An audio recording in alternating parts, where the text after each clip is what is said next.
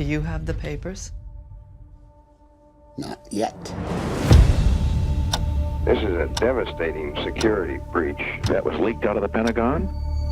The most highly classified documents of the war.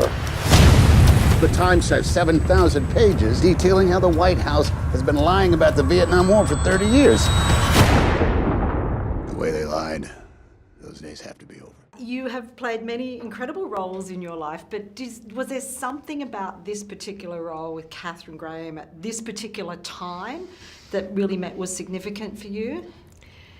Yeah, I mean, it was a great responsibility to play such a formidable character, someone that we came to know in the United States as the first female head of a Fortune 500 company, a woman who seemed of unassailable confidence, grace, capacity. But it was so interesting to go back into her life and look at the earlier days and what made her and how she, as a woman, met her moment in history. What's the phrase, some are born great, some achieve greatness, some have greatness thrust upon them. And I think she was all three. I think she was born great, but didn't know it. And she achieved greatness through hard work, and she had greatness thrust upon her by virtue of the circumstances of her life, where she found herself at this moment in history. Yeah. Could all go to prison. To make this decision, to risk her fortune and the company that's been her entire life, well, I think that's brave.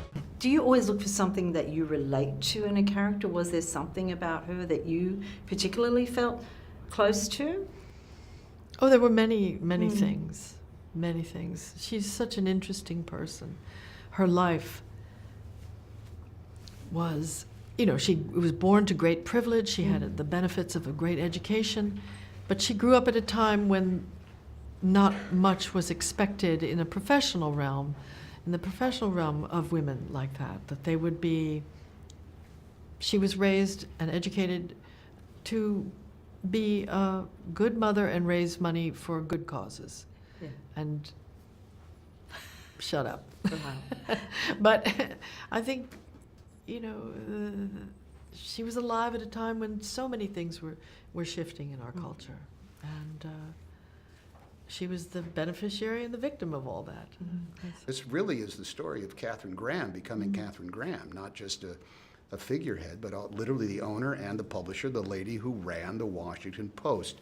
What it says about, I think, the equal opportunity for 50% of the population also speaks great volume. For the last 6 years, we've been playing catch-up, and now thanks to the President of the United States, who, by the way, has taken a shit all over the First Amendment, we have the goods. We don't have any competition. There's dozens of stories in here. The Times has barely scratched the surface. We have 10 hours till the deadline, so we dig in. You played Ben Bradley, who was legendary editor of the Washington Post, and you actually had the chance to spend some time with him. I knew before he Ben. I passed met him on away. a number of occasions through Nora Ephron. It was back in the 90s. Ben was still very much Ben. He suffered from dementia later on in his life. But he was already the legendary Ben Bradley at that point. But he was not just an institution. He was a fascinated man. If you were sitting next to him, the conversation you had with him just ripped right from one subject matter to the next. And very little of it was reliving glory days. You could even ask him about something that happened in the past. And he said, he'd pretty much sum it up in a couple of, terse but good lines of copy. Stephen, you said that The Post is probably one of the fastest films you've ever made from start to finish. Yes. Was it just this sense of an urgency that you needed to get this out now?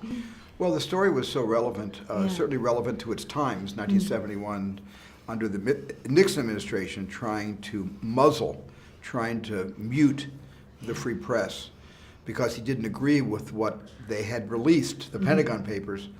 And it just seemed like this was the time to make a movie extolling the virtues of news and journalists that seek the truth. These are our heroes today. those who have devoted their entire lives to simply finding and publishing the truth against all odds. And we're in a situation right now where people are trying to, trying to tell the truth, and yet they are labeled fakes. The word fake news, every time something which is very truthful comes out, that rattles and shakes the timbers of the of those that who do not agree. Yeah. The honest press is labeled the fake press, and we just thought this was a good time to tell this story. Yeah, I mean, some people might say it's kind of politically motivated in this climate, but you don't want people to see it that way, do you? I think this is a very patriotic movie. Yeah. This isn't a partisan movie. Despite our political leanings, this is an American film about American values, and the values of a free press are our core values, because freedom of speech is what our founding fathers first gave us, first offered to us.